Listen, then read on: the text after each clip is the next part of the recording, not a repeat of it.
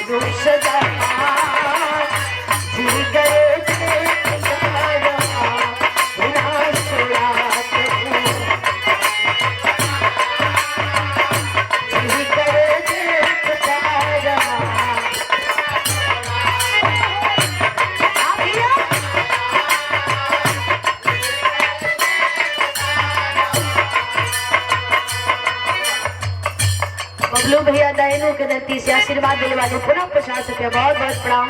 कहना बका सावन की भीगी रातों में फूल खिले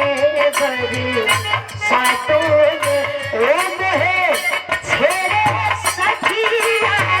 बातों में करिया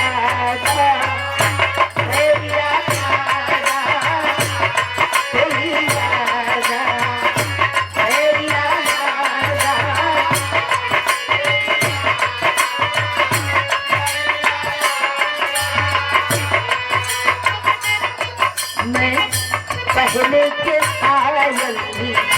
पावों में तेरा रसता न देखूं गावों में ओपी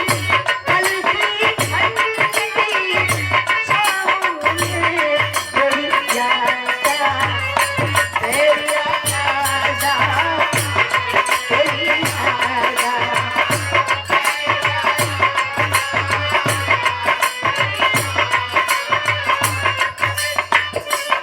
सुना होला एकी के साथ साथ face cutting reaction action acting भी होवे के चाहिए कैसे हमने खिलाया हमने खिलाया फूल